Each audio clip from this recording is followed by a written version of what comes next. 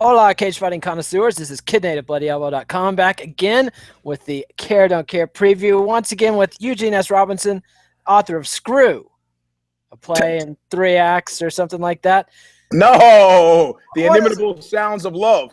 A threesome in 4 acts. A threesome in 4 acts. Well, we'll work on it. We'll work on it each episode, and eventually I'll get it right. But we're here to talk about. That's a good play, man. I tell you what, if you put that play into production, I'll show up and drink your liquor and advise. Excellent. That's, man, I don't think you hear a lot of playwrights saying that these days. I think you hear every single playwright saying that, but none named Eugene S. Robinson. We put on the Crucible in my high school. Arthur Miller never came once. Not one time. That's because he was too busy with starlets and putting his brother and his sons in mental institutions. Ah, well, that's charming. I didn't know that. But anyway. No, he did the old style thing. Put the kid in a mental institution, never saw him again. Shitty. Wow. Did they have a lobotomy like Francis Farmer? No, I don't know what they did to him, but it was seriously 30 years beyond him hanging out with Marilyn Monroe and leaving his family and then the whole bit. And finally the sister couldn't take it and started visiting this kid, Wow. It's just the way they dealt with mental illness in the old days. Must have been a bad kid. Huh? Must have been a bad kid. They're mentally ill. Well, he could have gotten a worse shake, man. He could have been at T4, Tiergarten 4 in Nazi fucking Germany. Well, hey, life not worth living. There's always something worse. But 1 minute in, Nazis. Giving your life to science. That's all right. So we're here to talk about UFC on Fox, Evans versus Teixeira. It's happening Saturday night. Eugene, we need a disclaimer. Did you freeze? Okay, disclaimer. Okay.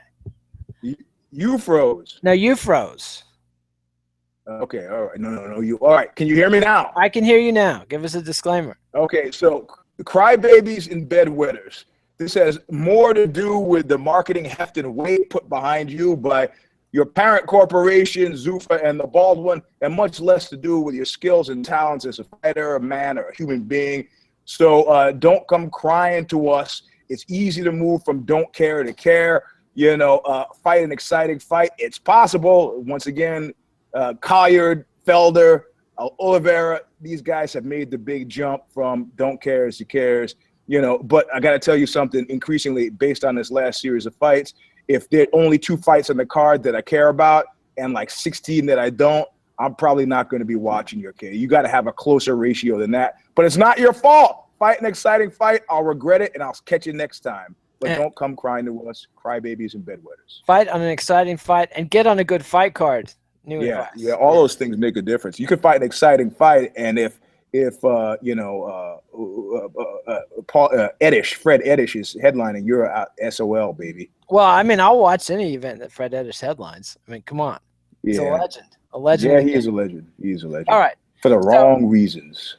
So let's dive right into this. This starts with 5 fights on UFC Fight Pass, and these start early because the Fox cards are early. So this will be at 3:30, 2:30 Eastern, 3:30. Okay, Central. These I'll be able to see. Oxbow's got a show Saturday night in San Francisco at the Lab, this hoity-toity art space. As usual, standing invite to any listener on the show or fighter. All you got to do is text me, figure out what the number is, and then I'll ask you 3 questions, and you're on the list. Is this like Monty Python with the? No. I'm asking manageable questions. I don't want people gaming the system. That's all. So if you're even marginally paying attention, you should be able to answer these questions within the specified period of time. I heard the Trump campaign was reaching out to you to screen delegates before the convention. Oh man, yeah. I like what Rance Priebus is today telling Trump, come on. Yeah, come on. Oh, come on. Yeah, that's what the guy says who's reaching for the rock. Fuck that. I guess Rance has his own angry mob. Yeah, he's got an angry mob of 2 very rich guys. I see. Well, who are trying to get us to pronounce their names Coke. We know that. Well, historically, 2 very rich guys can assemble an angry mob in an amazingly short amount of time. Yeah, as they've well demonstrated in the past. Indeed. All right, so let's get right into the fights. We've got 5 fights on Fight Pass, starting with welterweights Omari Akhmedov against Elizeu Zaleski-dos Santos. You know, and I know we don't give a fuck, even with the Adolf on it. Yeah, the names are intriguing me, but you know, well, if these guys should form a spree-killing duo, can you imagine like the headlines? They got to mention these guys 3 names, like John David Stutz, and you know, it's just a lot of names in there, man. You know. Yeah, they dropped the patronyms and the matronyms and stuff. They'll stick to a solid 3-name format. Look at that. Patronyms. Man, you're getting the best that State College can bring right now. I know. It's because I educated. Word power. He's studying for the SAT again. Anytime you meet, I didn't study for the SAT. I dropped 2 tabs of window pane and aced it. So. Oh, really? When you say aced it, that score would be what? Over 1,400. Fucking A. Wait. Was that the new system or the old system? This is the old system. This was when 1,600 was the max. That's pretty good, man. I got 1,400. That's pretty fucking good. You were smarter than me. Imagine that. I way overperformed on the math. I swear the bubbles that were the right answers were coming out bigger to me. So So anyway, all right. So keep moving on. Middleweight, Cesar Ferreira versus Oluwale Bamgbose. Oh, yeah. I care. Yeah, Bamgbose has intrigued me for a guy without a Wikipedia entry. Yeah. He's come to my attention. And Cesar Ferreira, I believe. I actually don't have a Wikipedia entry. And what's even more shameful is that. How many times have they deleted it when you try to add it? No, Oxbow's got one, but I don't have one. And I've tried to put it together, and it's too confusing for me. Your modern ways are. So I've got the window open that allows me to, and I just can't figure it out. I was like, I'll get back to it later. Man, that's so good. And you're the star of 3 documentaries. 3 documentaries. Good for you that you remembered this. That's exactly right. You're going to tell people what we discovered? I don't know how you discovered it, the Todd connection. How'd you figure this out? Let's see. I was my old friend Craig Klaus. He plays with a band called Todd and also Shit and Shine. Shit and Shine. I used to be in a band with him briefly called Cobra Valley before they discovered I couldn't play. Later, I discovered you can count. And you won't miss those big gaps. Like they had this number with like a 2-second gap before you came in. Yep. And later I found out, if you counted to 5, that you could just nail it every time. But what instrument were you playing? I was playing guitar. Oh man. Yeah, but so anyway. Did they kick you out, or did they just do the Hollywood fade? They just went back to their old guitar player and told me that he didn't like the kind of stuff I played. So. Which he hadn't heard, but that's it is what it is. But it was very politely handled. Anyway, Klaus is in a band with King Coffee of the Butthole Surfers. Guy I stayed with in 1981. Yeah. This is current. It's called USA Mexico. They play in Austin when Klaus is in town. Which I don't know if he moved back to Austin or if he's still in London. Yeah, no. They moved back to Texas. Yeah. Okay, all right. So. A friend of mine posted a video of them. I looked at it. I was like, I know Klaus is one of these guys, but I don't recognize him when he was playing guitar. I finally figured out that was him. And then I noticed something about you playing with one of these bands and on one of the pages when I was Googling him. Yep. And then it turns out it was the band he stole the concept from me. So what did you come in one night and say? I saw Todd over at the 7-Eleven. No, I had a whole monologue. I used to do these like monologues when I'd get fucked up and rant at clubs, and I had a whole monologue about working data entry and doing phone sales and how as a hobby to liven these things up, I started writing down the first names of everybody I came across, or had an interaction with. And so it'd be like Todd, Bob, Chris, Deborah, Jennifer, Lisa, Todd, Bob, Gary, Glenn, Todd, and build up to this whole thing. And the subtext was that Todd is sort of this divine, demonic, satanic, godlike figure that's everywhere. Yep. And he stole the whole conceip. The tetragrammaton, the 4-letter word for the name of God. I like that. Yeah. And all so. Right. Anyway, and then when I saw him and he had the band Todd, I was like, dude, you stole this from me. And he didn't even remember. Didn't even remember. So, in the tradition of the best thieves, he's sitting there in your fur coat. You're like, that's my fur coat. He goes, really? It's funny. I don't remember. Yeah. The sleeves are short, but I just assumed. It's got your name in it, but I don't remember. Yeah. Anyway, so back to business. The thing I want to mention about Bamgbose is his nickname, the Holy War Angel. Where is he from? Where's he from exactly? He says he's from New York, but he trains with Shootaboxing USA. So I don't know. He's 1-1 in UFC fights. Been knocked out by Uriah Hall, but he knocked out Daniel Serafin, whatever. Serafina, yeah. And then, but Cesar Ferreira, what's his name? Mutante. Mutanch. Related to Tony Musante, who played Toma, 1970s TV show that later became Barretta.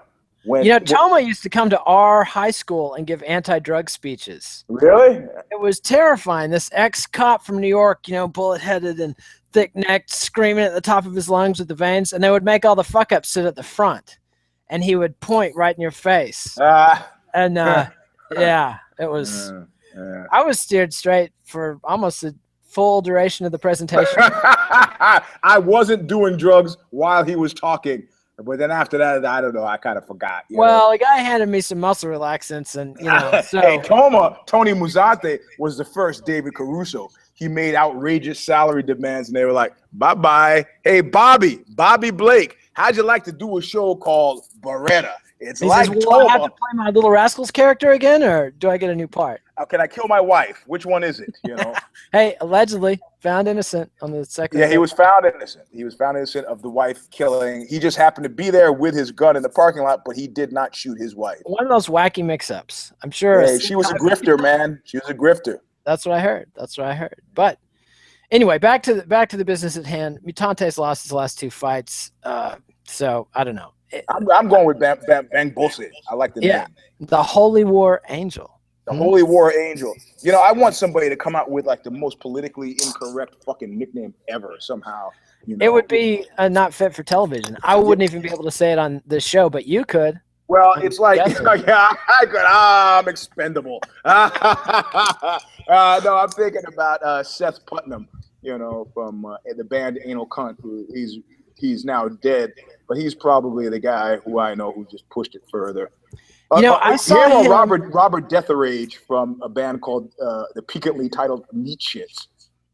The Neat Shits. I saw Anal Cunt on 9/10/2001. Wow.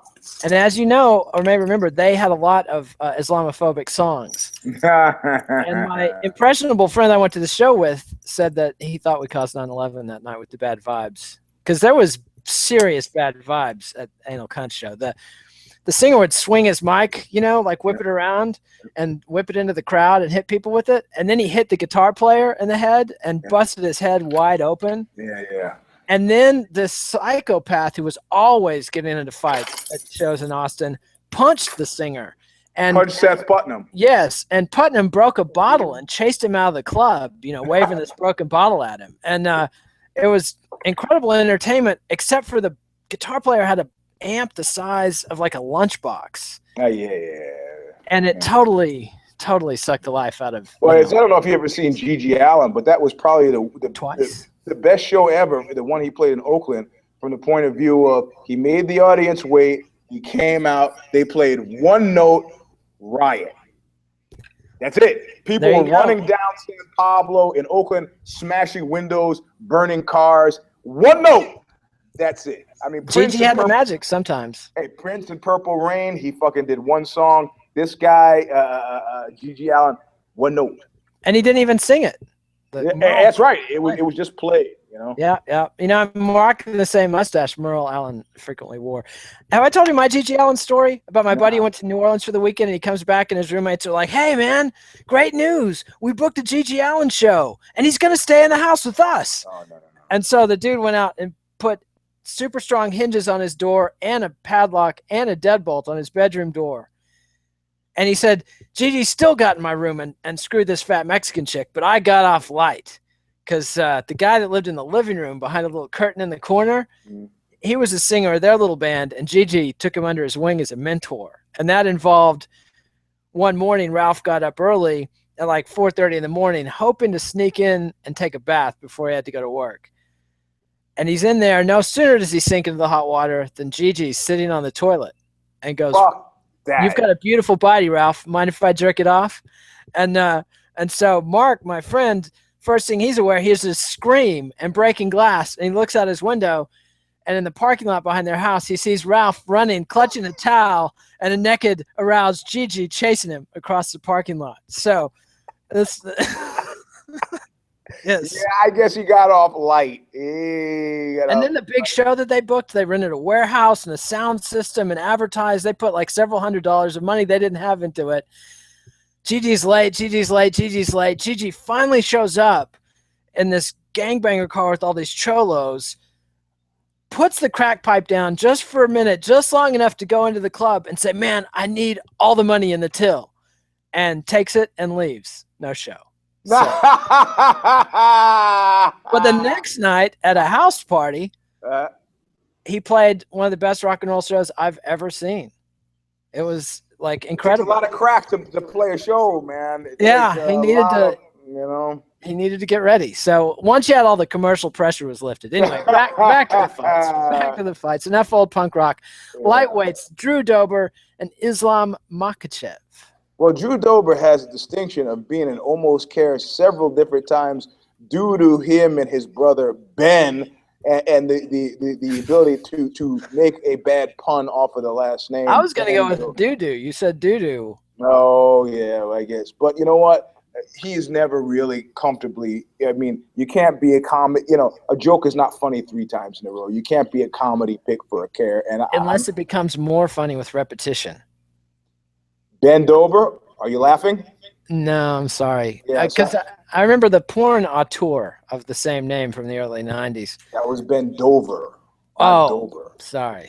Yes, He was no Ed Powers. That's all I have to say. All right, so welterweight Randy Brown versus Michael Graves. Don't give a shit. No. Even though I know a guy named Michael Graves, that's almost enough. But I don't.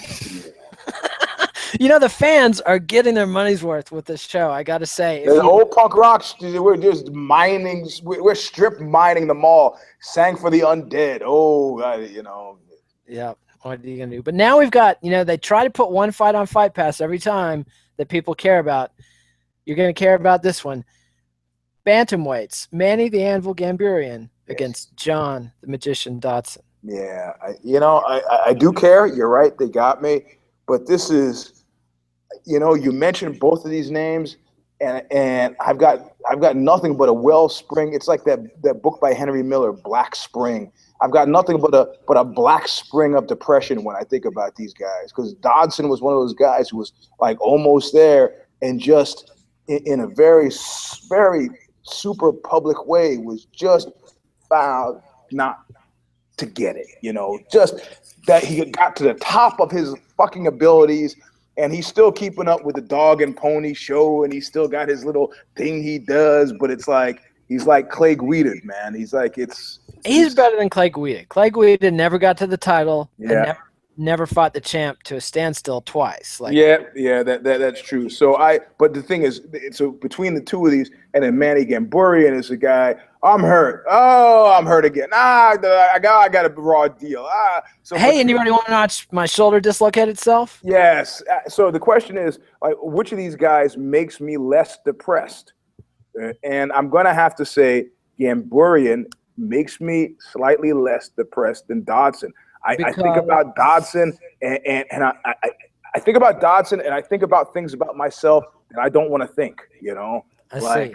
Maybe if I'd studied a little bit harder in school, maybe if I hadn't quit that job, could have been a contender. I could instead of a bum on a one-way train to Palookaville, which is, let's face it, Nate. Maybe if you hadn't dismissed the Beastie Boys and the Butthole Surfers and all those others, if you had latched onto those trends. Oh, what about when I'm with the biggest agency in fucking LA, and they're suggesting for a long, slow screw George Clooney as my lead actor and Steven Soderbergh as my director, and I piss all over it. I feel you, and so does Donna Shalala. All right, let's it's okay. Yeah. Some stories they need retelling. It's true.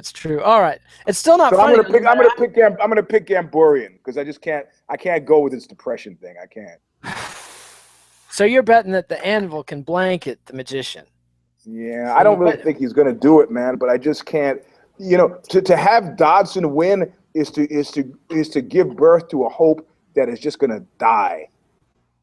Well, they're moving up. They're in bantamweight, so Manny's moving down or staying down, whereas Dodson's moving up. He's given up on the flyweight division, moving up to a weight he's more comfortable at. Oh, yeah, that's going to work well.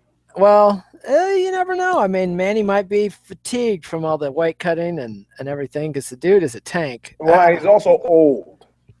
I got to go with Dodson just to make things interesting. And for the psychopath who's tracking our picks, I'd like to know now when you get an update after last week when I killed everybody. Yeah, well, it's easy to kill when you only pick 2 fights, but okay. That's what you say, but it's but actually, you only got 1 on me because we concurred with hair splitting. Hair splitting. Which one did we concur with? Did you pick Rothwell too? No, I don't think so. I think I picked against. No, we were on with Gonzaga. Is that what you're? No, I picked Derek Lewis. So I guess so that was Rothwell. The one that you got. You did pick Rothwell. Yeah. So yeah, I picked Rothwell. That was stupid. I take it back. It was a stupid pick. I shouldn't be. No takesies. Oh, that's not fair. All right, now we're on to the Fox card. There's a 4-fight preliminary fight card on the Big Fox. So on the Big Fox being Fox, not Fox Sports 1. Not Fox Sports 1. This is broadcast television. So at this point, though, I'm out because I got the Oxbow show in San Francisco. Oh, yeah, that's right. On the West Coast, the Fox show won't be quite as early. So you'll be missing out on featherweights Cub Swanson and Hacran Diaz. I care. Definitely. Cub Swanson. And Diaz is almost a care in his own right, I think. Yeah. So do you have a pick? Yeah, man. I'm a Swanson booster from a way back, even though it's only periodically benefited me. So I'm going to pick Swanson. He's riding a 2-fight losing streak, but I think he is still head and shoulders above Hacran Diaz. So even though I need to be picking opposite you to catch up, I got you should. But you know what? They sometimes give, if it's a guy who's the most favored guy, they'll give him a gimme just to get his head right. A tune-up fight. It's just basic, basic. Even though if he's not tuning up for anything specifically, I'm not entirely sure. Hey, I got a question for somebody in the audience who's a gearhead and knows something about cars. MSD distributor. It's a pretty good distributor. I'm finding it for $300. Why would somebody try to charge me $600 for one? I'll take the answers in the comments. Thank you. And anybody who types because you look like a sucker gets something. No? You look like a chump? No. I want to know, is there a reason that a guy would try to charge me $600 for an MSD distributor? Because he thinks he can, Eugene. Yeah. That's business. Right. You're very unhelpful. Thank you. I'm trying. All right. Moving on. Welterweight, Court McGee. Speaking of trying, where's the headset? Can you show us the headset that I bought you again? Yeah, Marty. Could you bring me the pink my bag? Yeah, I'll show you the headset because what you're saying is that you want people to believe that it actually exists. Yes, I want people to know I did my part. I'm sorry, it's not pink. It's red. We're having color issues here about green versus red. This is red. I got panicked. This is your purse. It's my purse. Yes, thank you, wise guy. Yeah, and so for the people who care, Kid Nate did what he was supposed to do. He did the right thing. I don't care if you're rich, you're poor, you're black, you're white, you're tall, you're short, you're a Cambodian, you're Laotian. Just do the right thing. There you go. Look at that headset. The audio would be, just imagine the crystal clear audio you'd be enjoying. Well, the thing is, first he bought me the thing without the adapter. Then he bought the adapter. Then I put the adapter in, and then the thing still didn't work. So, there are a bunch of switches on here. Back to the drawing board. You can lead Gene to water. Horse meets water. But I'll leave it on if it makes you feel better because it actually holds in the white. It looks darling. So make believe you don't see this. We'll Photoshop this one out later. As Dorothy Parker said, you can lead a horticulture, but you can't make her think. I like that. Yeah. All right. So, welterweight, Court McGee versus Santiago Ponzinibbio. Yeah, I care. Ex-junkie against a guy with the worst name in MMA. Yeah, but I've also, Court McGee has fucked me before, Court McGee's kind of a gict. Yeah, he's like on the edge, man. But you know what? Fool me once, shame on you. Fool me twice, shame on me. Fool me 5 times, oh well. I'm gonna go with the Amish Court, McGee, just to give you a chance to get back on the board. I got to go with Ponzinibbio. The dude is red hot. 1 fight winning streak. Other than yeah. But that I mean, sounds like me. That's what I get a 1 star. I'm calling it a streak. I do something 1 time. Yeah, that's if you've done it once, you've done it. Actually, I think Court McGee's probably going to win, but just to keep it interesting, I'm picking Ponzinibbio. All right, good. We got some action. For the record, McGee is probably going to win. All right, so women's bantamweight, Bethe Correia versus Raquel Pennington. Ooh, I care. Yes, definitely. These are both fun fighters. And do you have a pick? How about I'm going to go with Bethe? You going with Bethe because I like her story, and I just and I think that she lost her fight against Ronda. It was a head thing. Yeah, she lost it in all the shit talking she was doing. Yeah. She, as Holly Holm showed, if you play calm, let Ronda flip out, works much better. Also, having the fighting skills to beat Ronda helps a lot, which Bethe obviously didn't have. But I don't know. I'm tempted to pick Pennington just to make up ground, but see, that's how you get in these holes. That's how you get fucked up, man. Look, pride hurts. Don't do it. Yeah, I got to go with Correia here. All right, so we're making no ground, but hopefully making sense. All right, now we come to the preliminary headliner: lightweights Beneil Dariush versus Michael Chiesa. I really should care. Yeah, Dariush is hot. Yeah, he is hot. But one hot fighter doesn't a hot fight make. Well, he's got a 5-fight winning streak. Yeah. I mean. Yeah. Okay. If I have to apply the strict care standard of, do I go to the refrigerator for a glass of Pinot and talk for a bit and fuck around, play with Popeye and do something, or do I sit and watch? I'm going to say care because I'm sitting in front of I'm watching this one, so I'm going to say care. There could be some grappling. I mean, anything could happen. Tackling and grappling. Tackle, grapple. We care, but do you have a pick? Yeah, I'm going to pick Dariush. Yeah, I got to pick Dariush too. We're not getting any action, Eugene. Maybe you need to make the bag pick next time. Okay. Let's make it interesting. All right. I'm going to hold you to that. All right, so now we come to the main card. 4 fights, Fox TV, Saturday night. Women's strawweight, Rose Namajunas versus Tecia Torres. Oh, yeah. I care. Do I have a pick? Yeah. Man, I don't. I'm going to have to go with Rose. Is Rose still with Pat Barry? I wish you hadn't have brought that up. Don't you think she should date you just cursed my pick, man. Yeah. I don't know. I'm going to pick Rose, and I'm going to make believe you didn't say that. I'm going to go with Tecia Torres just to fuck. It's been interesting. Yeah, making it interesting. Could be a mistake, but she's on a 3-fight win streak. Has a loss in the UFC. Okay. So, and I don't think we got action then. Rose is a personality like her boyfriend or ex-boyfriend, but I don't know that she's that great a fighter. And now the biggest disappointment on the card. It was supposed to be a lightweight fight between Khabib Nurmagomedov returning to the cage after almost 2 years away versus Tony Ferguson. And who gets hurt? It's not Khabib for once. It's Tony Ferguson. So now we've got Darrell Horcher in a 160-pound catchweight fight against Khabib, the Eagle Nurmagomedov. I care because of Khabib. Of course. And I'm also going to pick Khabib, but I don't. Yeah, but it's disappointing. And you're just thinking about Ferguson the whole time. Yeah, correct. You think what did he do? What did he do? What was the injury? Ferguson? I don't know. I can't remember. What did he? Let's see. Let's see. Let's see. It was rescheduled because of Nurmagomedov pulling out due to a rib injury, and then lung issue. He had some kind of lung. Lung. Yeah. So I don't know if he got some kind of deadly bacteria, maybe a fungal growth. I don't know. Blood clots. I interviewed a guy who works with bones, He's an artist. I'm calling him the Bone Artist for a piece I got coming up, and he. And you don't mean Johnny Bones, Johnny? No.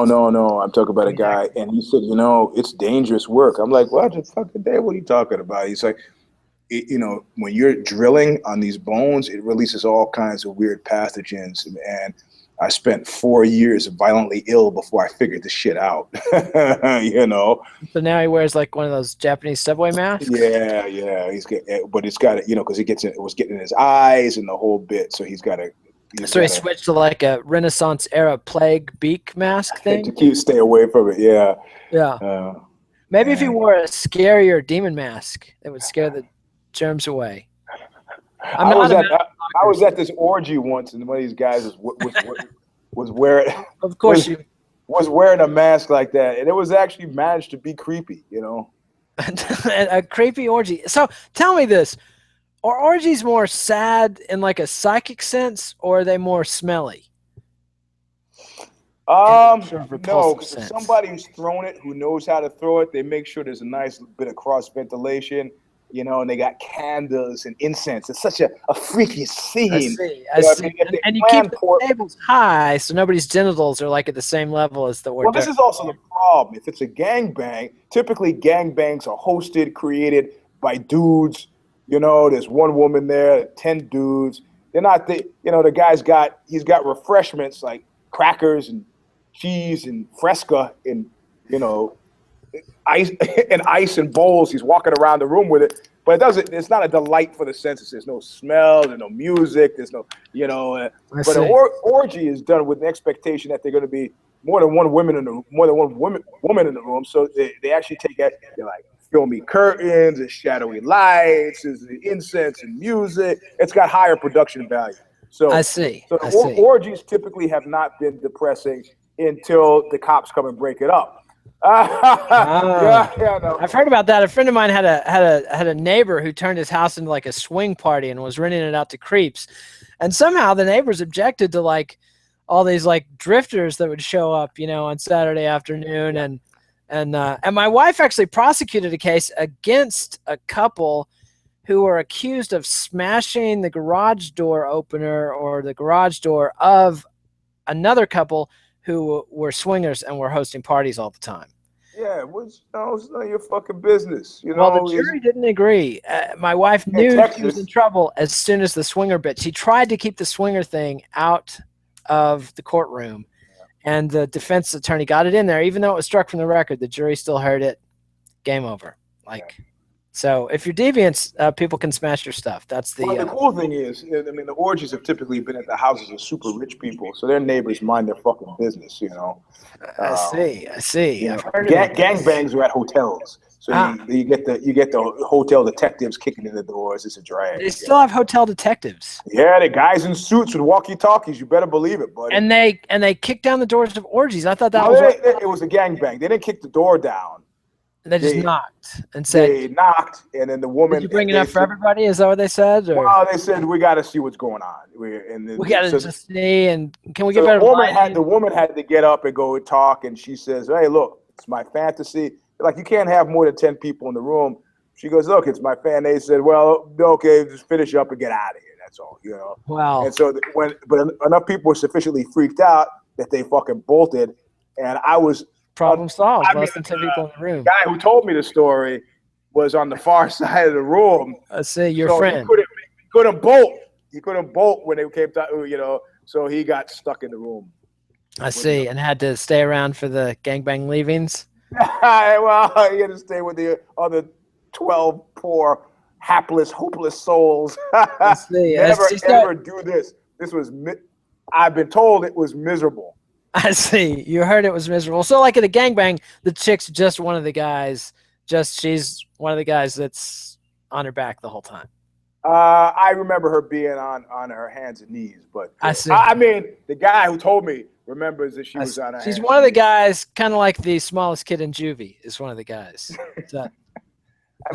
You keep trying to twist this around in some prison scenario. I don't know what you're talking about. I see. So how drugged was this woman? No, that wasn't the horrifying part. The horrifying part was the Mad Max Beyond Thunderdome part where, you see the kind of blue bustier and the blue stockings. And you're like, oh, this is, and the hair is all draped in front of the eyes. Takes her helmet off and she's... Yeah, and I had to sweep. The guy had to sweep the hair back and then sweep the hair back again. And of course, she's looking at him. And so, he's a polite guy. So he's like, man, I can't bolt because this is horrifying. How is he going to get out? He says. So, he did what a gentleman in his position does. An unconvincing faked orgasm and a quick. Oh, there was nothing faked about it, buddy. Oh, what a wonderful word. It was. They have the word facial for what happened, and then he fled. So. Oh, that's disgusting. We do not approve officially. This is let it be known. The thing is, when you run, I don't know. You just life takes you strange places. No one regrets this episode more than me, except our corporate sponsors. Without knowing what it contained. Oh, they love it. So now we've got the co-main event. I can't believe this is happening. Senior League circuit all the way. Middleweight, Lyoto Machida versus Dan. Have you seen my hot new young wife, Henderson?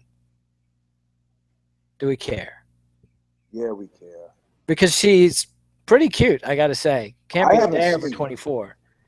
Do you think he keeps his teeth in when they get all sexy? She might ask him to take them off. Yeah, that's true. I've heard. I don't want to. Yeah. Okay, stop. Just stop. Right. I wonder if you're at the right truck stop. Ask yeah. JT Leroy. Okay, all right. Yeah. All right. So, Lyoto Machida versus Dan Henderson, starring in a fight that sucked when they had it 2 years ago. Well, but you see, this is the right fight for the wrong reason. I can't believe a single one of us is watching this fight for any wholesome reason. I mean, you're watching this fight because you're watching a guy. You want to watch a guy die.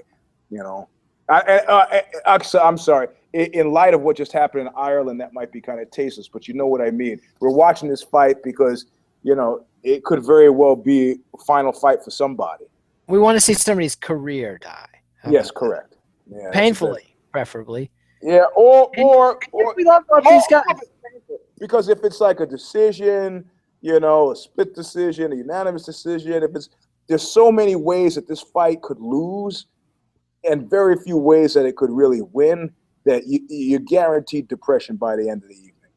You're talking about a guy in Henderson who's lost 6 out of his last 8 fights, several of them by brutal knockout, against a guy who's lost, 4 out of his last 7 fights in Lyoto Machida. Yeah.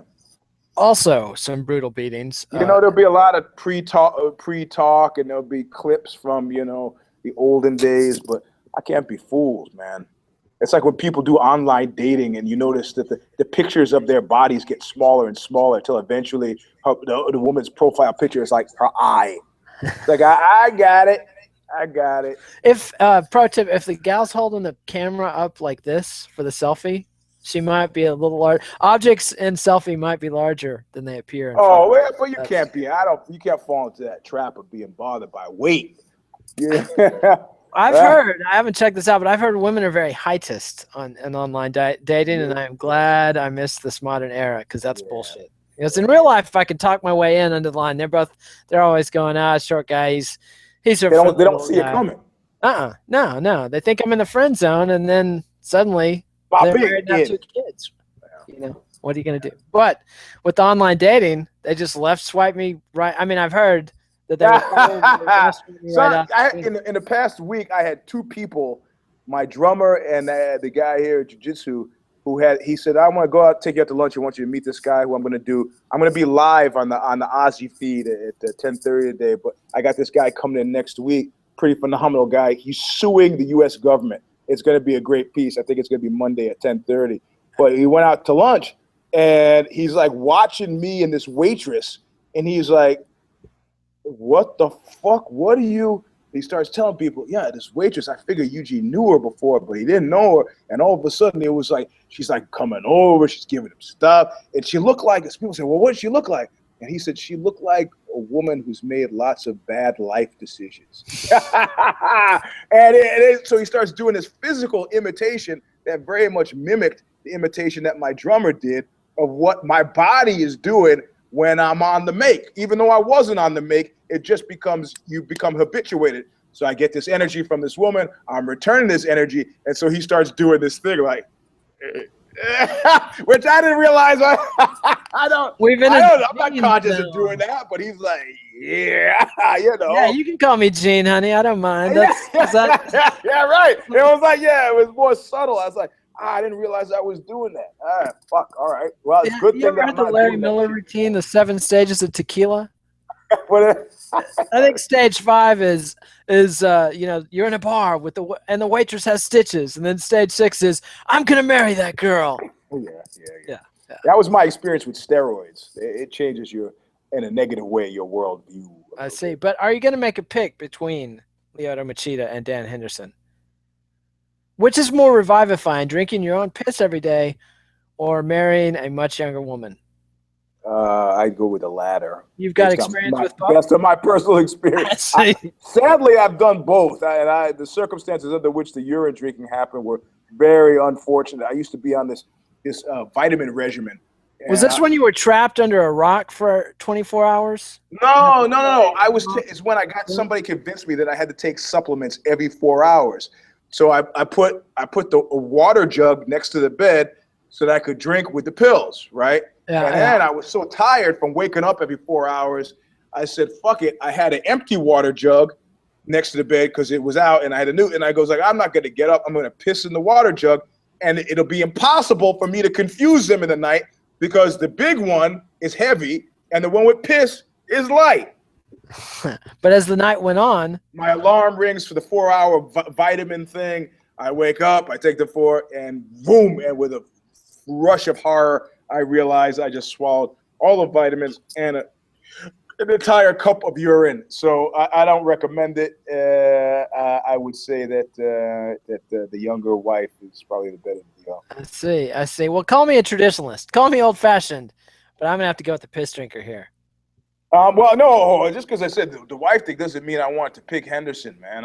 You've got to have a consistent world for Eugene. We can't just be making random picks. Okay, all right. I'll go with Henderson because there we go. Because he's almost family. In actual fact, he spent a lot of time training with Dream Crusher here, and I thought you were about to say he was an Eskimo brother. No. And I don't know about that. And Jake Shields, so he no. I've heard a lot about this Jake Shields character. Kind of a wild man. Yeah, he's the one who said, you train with fucking Dan Henderson. It's not, there's one speed, man. I mean, dude trains fucking hard. It's not like it's, nah. So. Huh. So you're picking Dan, I'm picking Lyoto. Well, I'm picking Dan because you forced me to, but yeah, okay. Like, it was consensual, dude. It's on video. Tell that to Kobe Bryant. Things. So, do you think it's going to be a tedious 3-round decision? Yes, really.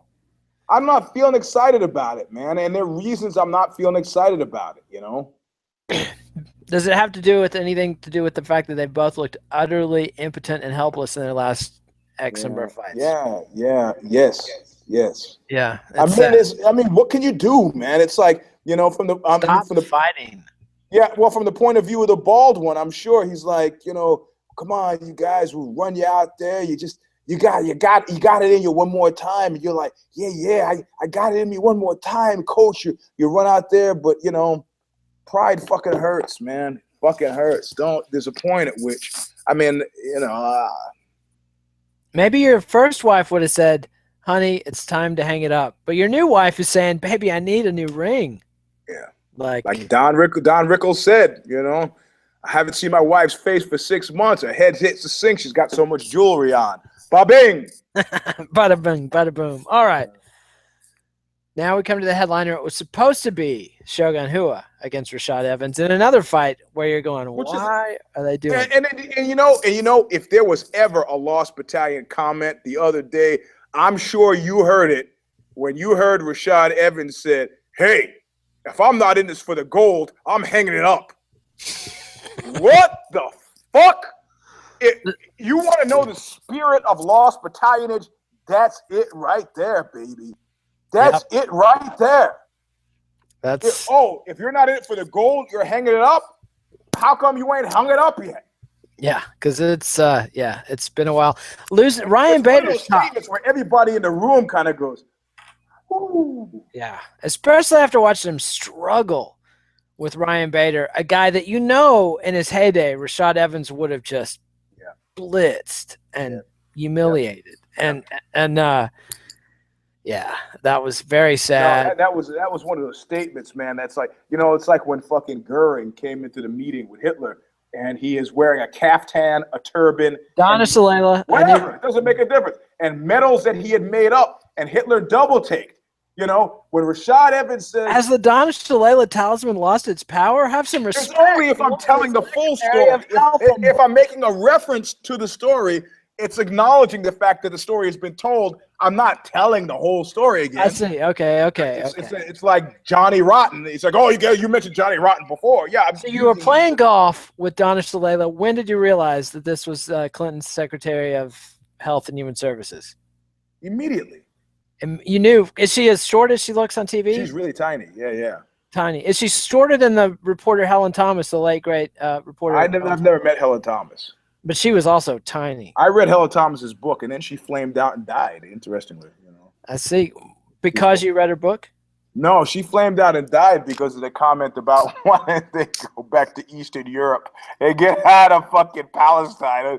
It's like, she waited her whole life to say, "Fuck it, fuck my legacy." Yeah. Well, that was because they were destroying Beirut for the second time in 10 years for no good reason. In a war that Israel lost badly.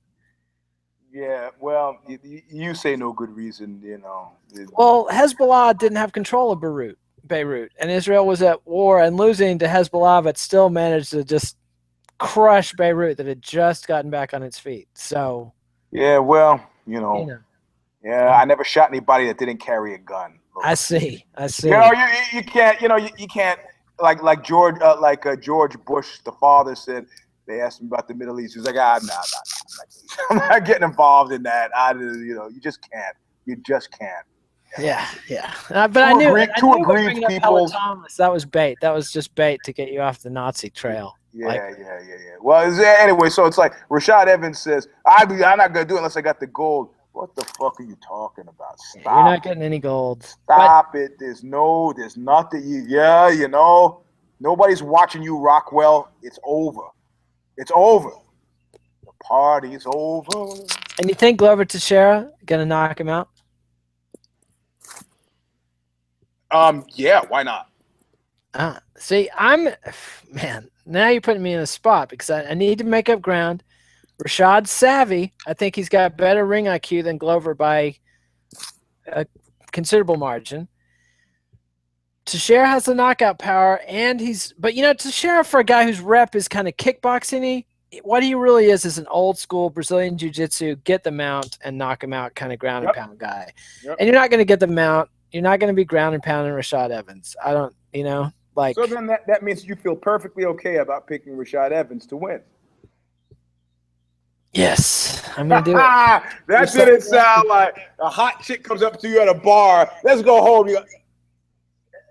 I've never had that experience, so yeah. I've had hot chicks come up to me in a bar and say things like, "Excuse me, I'm trying to get to my drink," or like. Yeah. I had a woman once come up to me that was so hot that I fucking bobbled. I was like 17, but still, I have regrets to this day. I was like, stumbling and bumbling and and then to make myself feel better, I later told myself, well, she was probably trans. I see. So now you're transphobic, Islamophobic, and transphobic. Well, no, I just didn't want to have sex with somebody who was not a biological female at the age of 17. I see. So clearly transphobic. I think they have a word for that. Trans exclusionary, radical. Fuck that shit. People like what they like, man. Are you a turn? Trans. I don't want to hang around in front of a fireplace on the couch talking about your former testicles. I see. Right. I don't know. I always thought maybe you could bond over, having things in common, some cat once he wrote me. He was like, "Hey man, why don't we exchange cock photos?" And I was like, hey, you know what? Let me. Oh you got a cock and balls, and I got a cock and balls. So why don't you just look at your cock and balls, and I'll look at my cock and balls, and we'll be done with all See, this. also, he clearly doesn't know online etiquette because from what I hear, if you're going to show your cock, you just show it. You don't ask. Ask Congressman Anthony Weiner. He disappeared, right? He disappeared. And I felt really bad. It's probably pretty hurt. I don't want to hurt the guy's feelings. The guy was just fucking on the make. And then years later, like I'm doing business with some guy, and I go, man, why is that name familiar? And I go, oh, shit, like Nick Diaz with the gay dude in the alligator comment. I was like, this is like the gay dude with the cock shots. But I just didn't bring it up again because we're doing business together. So I see. Money to be made. Yeah, hey. Hey, if you can work with the Manson family, you can work with the guy who wants to show you his cock. That's what they said. They said that the goy says, fuck it. The Jew says, fuck it. Let's make this work. Let's make this work. What do I need to do to put you in a new car? Send me the cock photo. That's there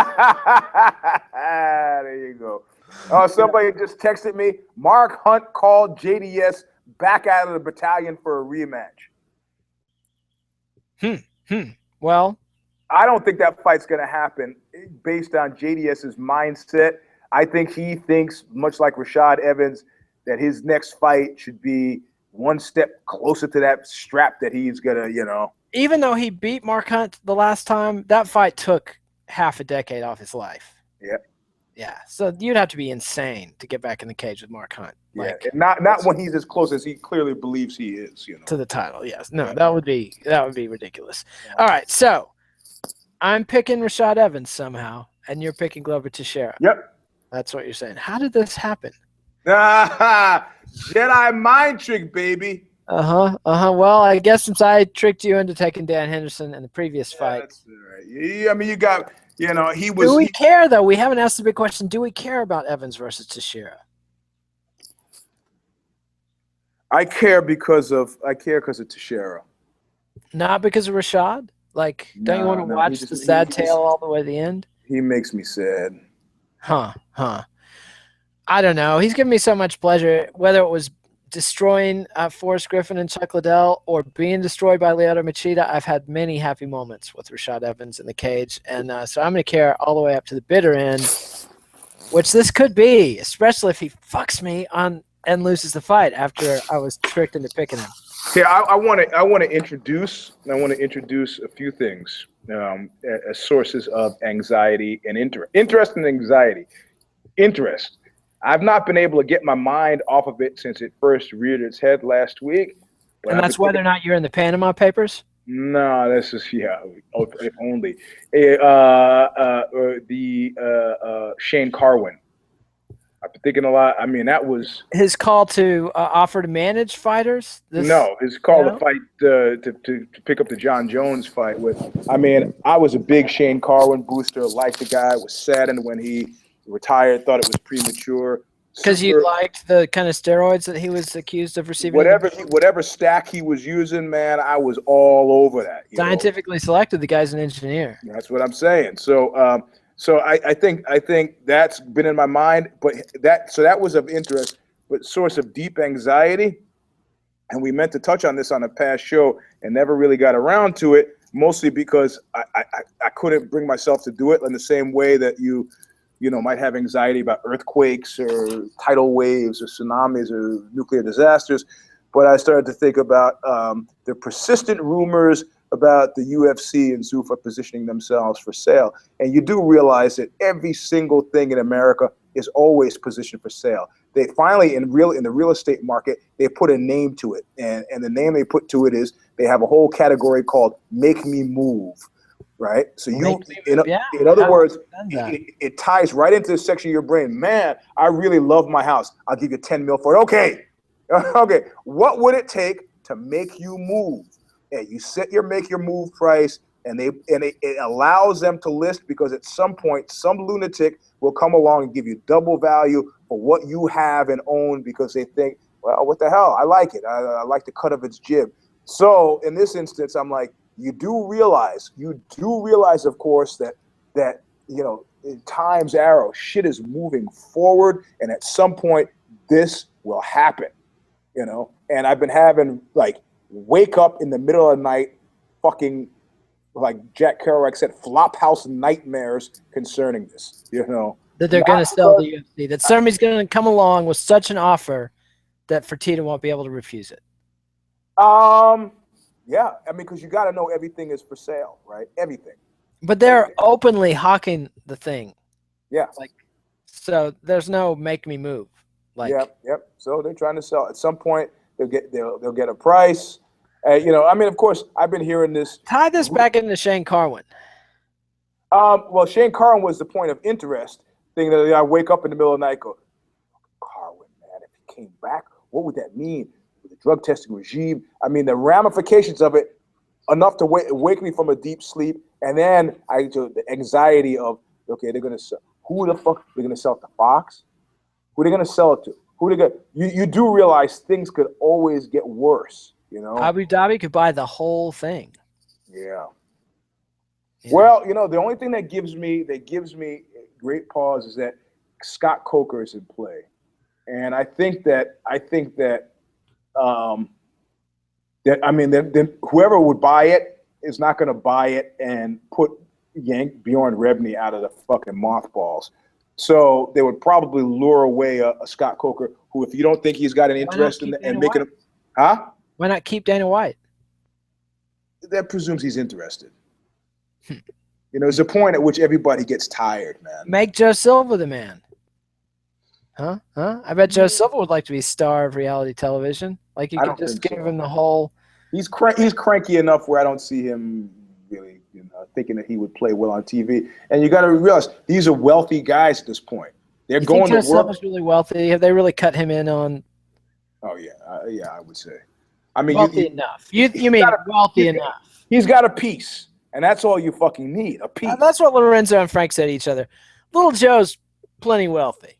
Yeah, I'm sure that's what they say. Because I don't see rich guys wanting to give anybody a break. You know? No, we don't want to see Joe at any of the nice clubs. Yeah, what's he doing here? Exactly. I once got a guy a big promotion at work, and the idiot went out and bought a used Porsche. Now, and he scrimped and saved and traded and everything. As soon as I saw him pull up in the parking garage in the fucking Porsche, I was like, go home and get your wife's Hyundai and bring it back, because I'm going to be hearing about this fucking Porsche. And sure enough, I hear about the fucking Porsche from every single member of the board that day.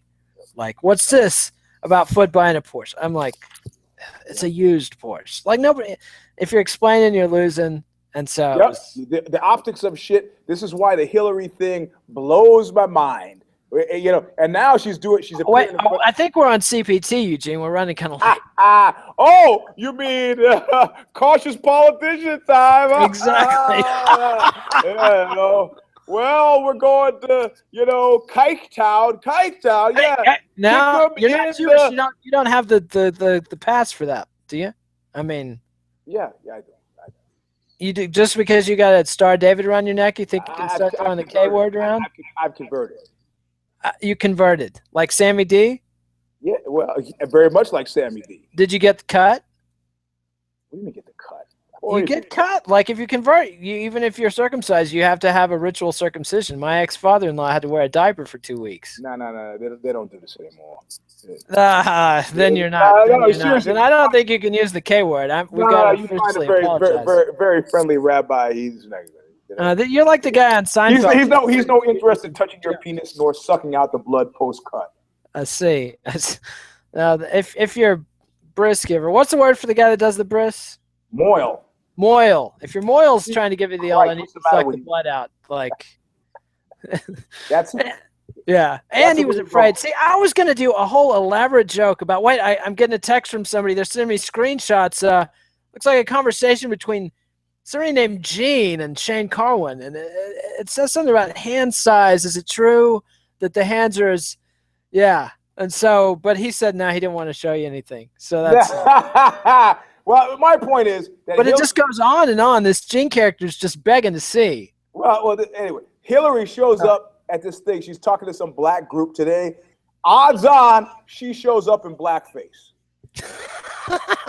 Now That would be. Wouldn't it be funny if No, Hillary? I mean, she's had so many unforced errors. You're like, why the day after? It won't be Hillary that shows in blackface. It'll be Bill that shows up in blackface. Right.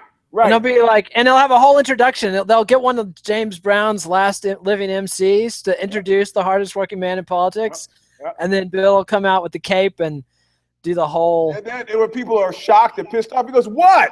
It worked for Ted Danson. Why? Hey, I'm America's first black president." Yeah. Toni Morrison said that. Yeah. Oh, really, She's black. Really amazing fucking stumbles, man. Oh well, she's still gonna win. So just get used to it. Yeah. Well, you know what? Then we got another 4 years of mistakes, the kind of which I'm not saying I just want to vote for a winner. That's all. I don't give a fuck. They'll win the election, even if they don't win any wars or anything else after. Did you see Obama came out and said the whole Libya thing we should have planned better for after we knocked off Gaddafi? And it's like you're supposed to be the smart guy, and here you are making the George W. Bush mistake. I mean, well, you know what? I happen to think that wasn't his biggest mistake. Well, that wasn't his biggest mistake. I'd say his biggest mistake was trying to play nice with the fucking Republicans from the get-go. That was dumb, but I'd say history's going to say his biggest mistake was not prosecuting anybody for anything serious except for whistleblowing.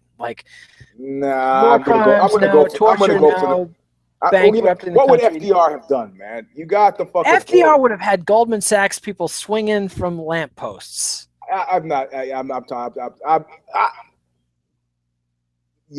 I don't know. I'm gonna go for the first one still. I think I'm driving the fucking boat. I reach out across the aisle one fucking time, and I'm rebuffed. What would Don Corleone do? These are not the actions of a friend. At that point, I crush everybody. When was Don Corleone president again? Work it out in the midterms. When was Don Corleone president? In my mind. I see. How many times did Don Corleone stand for election? Yeah, that's the thing. He was the kind of a leader America needs. Yeah, the kind that comes to power by shooting his predecessor in the head, and we know. He made him an offer. An offer he couldn't refuse. I'm going to pass on doing the Marlon Brando impression because we've already gone too long and talked. I got to apologize to everybody for this show, but we're deeply, deeply sorry. Hey, I don't apologize and I don't explain. If I want to keep it clear, my thing on the Ozzy thing at 10:30, which is about an hour, is what would it take? What would it take for them to come in screaming in the room, waving me off, and shutting things down? It's going to be fucking great. I'm talking about drugs today. And it's like, look, my boss, he couldn't say the name of the sex column for like 6 months, Sex with Eugene. So, it's all they could do to handle me. And there's no Kid Nate there. They're like, well, he's right up to the line. And so everybody's outside the room like, what's he going to? And they tried to get me to say what I was going to talk about yesterday. And I was like, I don't know. I don't really think about it yet. Maybe something that I know what I'm going to talk about. It's going to be great. And they won't be able to stop me. Look what you made me do. We'll be back after commercial interruption.